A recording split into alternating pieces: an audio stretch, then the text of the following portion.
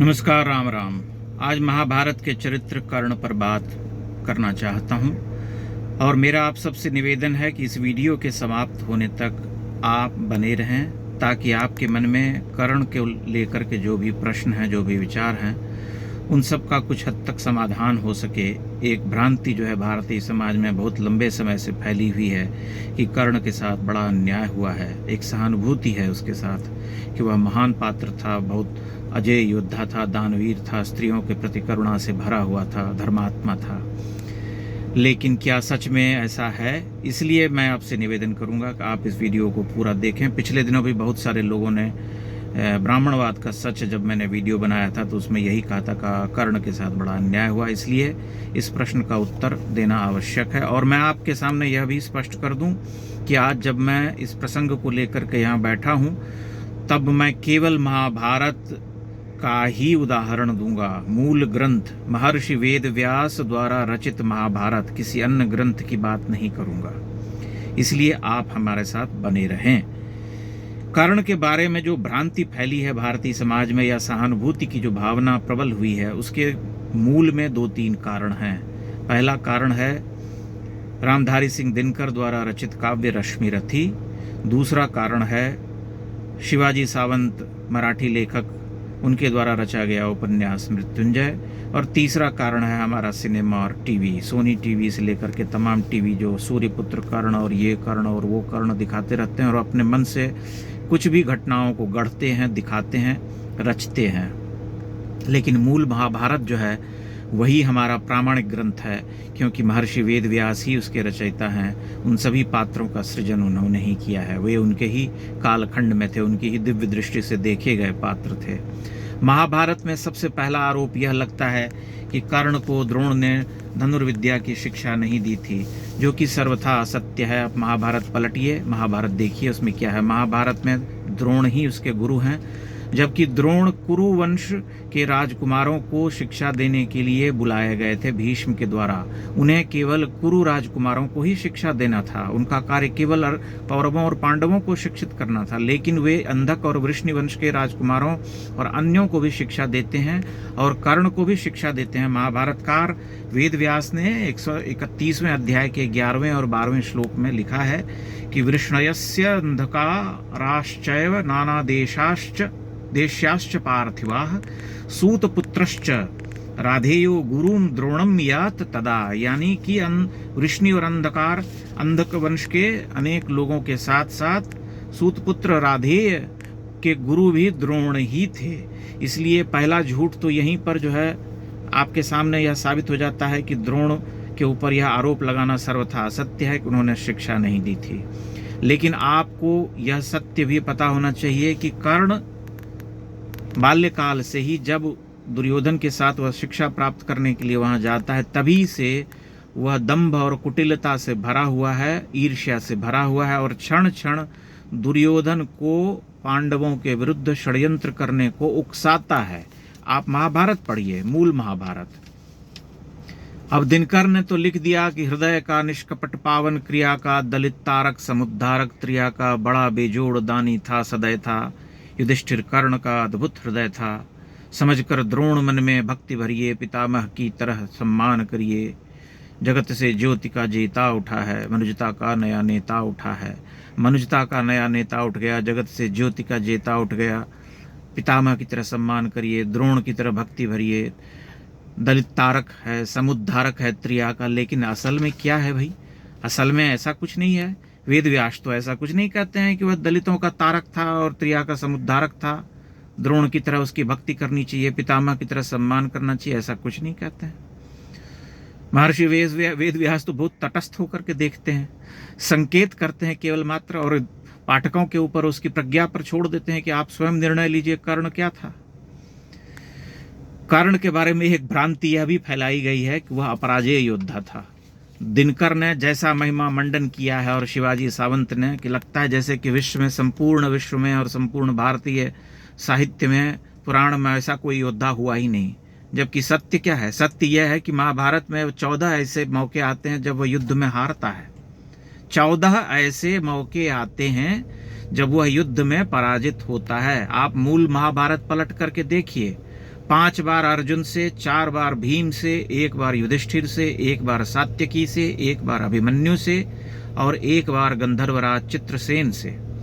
5 बार अभिमन्यु से कब कब?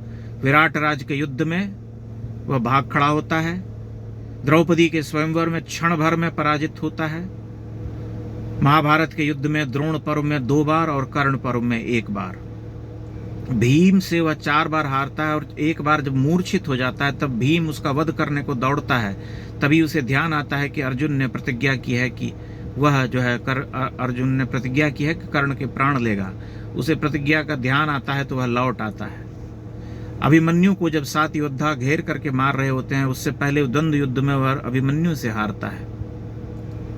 द्रौपदी के स्वयंवर में वह क्षण भर में पराजित होता है और हतप्रभ होकर के कहता है कि भला इस संसार में भगवान परशुराम, देवव्रत, भीष्म, इंद्र और अर्जुन के अतिरिक्त कौन है जो मेरी गति कर सकता है, ऐसी गति कर सकता है।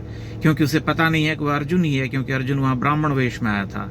एक बात मैं आपको और स्पष्ट कर दूं कि महाभारत के 2 मुद्रित संस्करण आते थे, एक संस्करण अब मिलता नहीं है, पुराना।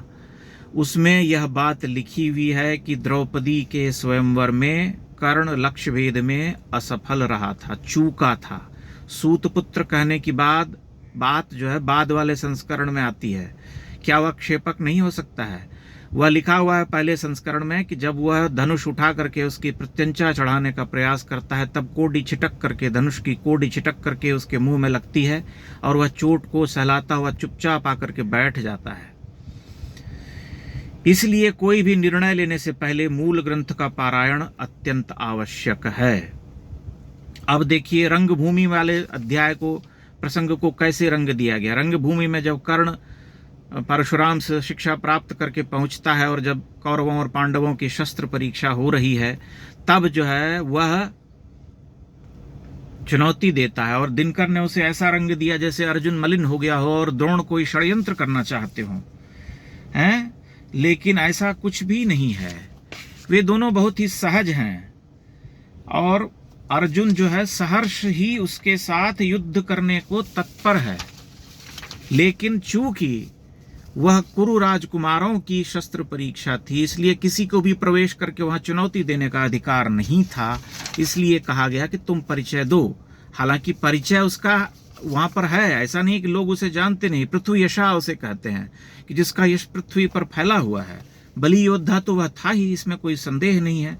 लेकिन हमें देखना पड़ता है, जब हम कहते हैं कि अजेय है, अर्जुन से बड़ा है, महान है, दानवीर है और त्रिया का समुद्धारक है, दलित तारक है, तब हमें उसकी पड़ताल करनी पड़ती है। क्यों ऐसा है? क्या द्रोण ने उसके साथ अन्याय किया? कोई जात पात का भेदभाव हुआ? नहीं।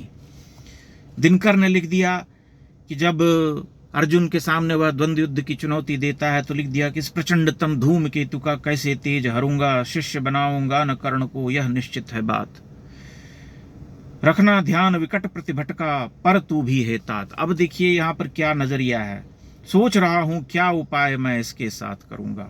इस प्रचंडतम धूमकेतु का कैसे तेज हरूंगा, मतलब द्रोण जो है सबका तेज हरने के लिए बैठे हुए थे। गलत है यह अपनी दृष्टि जो है थोपी गई है। जबकि द्रोण कहते हैं कि तुम अपना द्रोण तो कुछ बोलते ही नहीं है। कृपाचार्य कहते हैं कि तुम अपना परिचय दो। जब परिचय वह देता है तब कहता है कि तुम द्वंद्व युद्ध के योग्य नहीं हो, क्योंकि यह कुरु राजकुमारों की सभा है। इसलिए महाभारत पढ़ना चाहिए। मैं बार बार महाभारत पढ़ने की बात करता हूँ। महाभारत पढ़िए, मूल ग्रंथ में अगर आपको पढ़ करके यह लगता है कि सच में कर्ण का चरित्र इतना ही उज्ज्वल और धवल है तो आप देखिए। अब दानवीरता के वाले प्रसंग पर आते हैं। दानवीरता वाले प्रसंग में जब आप देखेंगे कि कर्ण को कहा कवच कुंडल दे दिया, कवच कुंडल दे दिया या विनिमय किया या व्यापार किया। जब कवच कुंडल दिया तो इंद्र से उनकी शक्ति मांग भी ली, मुफ्त में नहीं दिया। ऐसे दान का कोई अर्थ नहीं है जिसे दे करके हम कुछ प्राप्त करने की अभिलाषा करें, मन में इच्छा रखें कि नहीं अच्छा मैं दे तो रहा हूं लेकिन मुझे कुछ मिल भी जाए। अब मांगा भी क्या? अमोघ अस्त्र मांगा ताकि अर्जुन का वध किया जा सके। और वह वहां कहता है कि मुझे अपनी एकअग्नि प्रदान करें शक्ति, ताकि मैं अपने प्रबल शत्रु और प्रतापी, महान प्रतापी अर्जुन को उस पर साध सकूं जो भयंकर गर्जना करता हुआ मुझे भयाक्रांत करता है।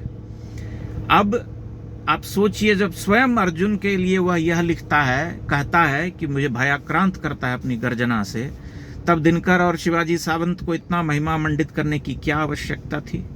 क्या उन्होंने इस पक्ष पर विचार किया? लोग कहते हैं अच्छा ठीक है, दलित त्रिया का समुद्धारक, त्रिया स्त्री कैसे समुद्धारक है त्रिया का? द्रौपदी के लिए सबसे कुत्सित विचार कर्ण के ही थे। द्यूत क्रीड़ा में जब द्रौपदी घसीट करके लाई जा रही थी, तब उसी ने कहा था कि यह 5-5 पुरुषों की पत्नी है और उसका क्या मान और क्या सम्मान, वेश्या शब्द का प्रयोग किया था कर्ण ने। फिर त्रिया का समुद्धारक कैसे हुआ? किस तरह से, इस तरह से कैसे लिखा गया, कैसे कह दिया कि त्रिया का समुद्धारक है? महाभारत जब आप पलटते हैं तब आपको बहुत तरीके से पता चलता है उसका यशस्वी पात्र अर्जुन है। इसीलिए भगवान कृष्ण का वह प्रिय है। भगवान कृष्ण स्वयं को गीता में कहते हैं कि मैं पांडवों में अर्जुन हूँ। वह युधिष्ठिर का भी नाम नहीं लेते हैं, वह अर्जुन का नाम लेते हैं, जबकि युधिष्ठिर इतने धर्मात्मा थे। अर्जुन प्रेम से, करुणा से, वीरता से, धर्म से भरा हुआ है। उसके चरित्र में आप कोई खोट नहीं निकाल सकते हैं। वह कभी अधर्म नहीं करता है, कभी छल कपट नहीं करता है। वह अगर युद्ध में बाण चलाता है तो केवल भगवान को निमित्त उनको मान करके कि भगवान ने कहा है कि धर्म अधर्म के युद्ध में तुम्हें मारना पड़ेगा, भीष्म को भी मरना पड़ेगा, द्रोण को भी मरना पड़ेगा, तभी वह विवश होकर के बाण चलाता, अन्यथा नहीं। इसलिए जब हम कोई भाव या विचार बनाते हैं तब हमें मूल ग्रंथों का अनुशीलन करना चाहिए, उसका पारायण। बिना उसे पढ़े हम कोई राय बनाते हैं और भारतीय व्यवस्था के ऊपर अनर्गल प्रश्न करते हैं। हम कहते हैं कि यह जात पात था, ऐसा था, ऐसा था, वैसा था। ऐसा नहीं था। आप ध्यान से अगर आप देखें तो आपको पता चलेगा कि अन्याय तो पांडवों के साथ सबसे अधिक हुआ है। बचपन से लेकर के युवावस्था तक वन वन भटकते रहे, राज्य छीना गया, वनवास में वनवास भोगा, ज्ञातवास भोगा, उसके बाद भी राज्य देने को तैयार नहीं थे। तब जाकर के जब उन्हें लगा कि अब कोई उपाय नहीं है, तब उन्होंने युद्ध किया। इसलिए यह सहानुभूति का भाव और मन में यह विचार रखना कि कर्ण के साथ बड़ा अन्याय हुआ, यह ठीक नहीं है। आपको महाभारत का अनुशीलन, पारायण करना चाहिए, देखना चाहिए कि वेद व्यास क्या कहते हैं। वेद व्यास संकेत करते हैं, वेद व्यास बार बार कर्ण के प्रति ऐसा नहीं है कि उनके मन में कोई द्वेष है, वे करुणा से भरे हुए हैं, लेकिन वे बार बार इंगित भी करते हैं कि यह मूलतः कुटिल और दंभी चरित्र है। और कर्ण के कारण ही दुर्योधन जो है महाभारत युद्ध ठानता है। अगर वह नहीं रहा होता तो वह कभी युद्ध नहीं लड़ता, क्योंकि उसे भरोसा है कि कर्ण ही जितवाएगा। कर्ण का चरित्र इससे भी स्पष्ट हो जाता है कि जब वनवास के दौरान ये वन में जाते हैं दुर्योधन और अर्जुन, कर्ण और सभी जाकर के वहाँ जाकर के चिढ़ाने जाते हैं, हमला करने जाते हैं, जब गंधर्वराज चित्रसेन की बहन के साथ ये जो है दुराचार करते हैं, तब गंधर्वराज चित्रसेन कुपित होकर के इनके ऊपर आक्रमण करता है और कर्ण जो है रथ छोड़ करके भाग खड़ा होता है। इसलिए महाभारत में यह बार बार प्रमाण मिलता है कि वह अजय योद्धा नहीं है। दानवीरता की मैंने आपके सामने बात रख दी, द्रौपदी वाला प्रसंग आपके सामने स्पष्ट कर दिया। मूल महाभारत पढ़िए और देखिए मूल महाभारत में क्या है।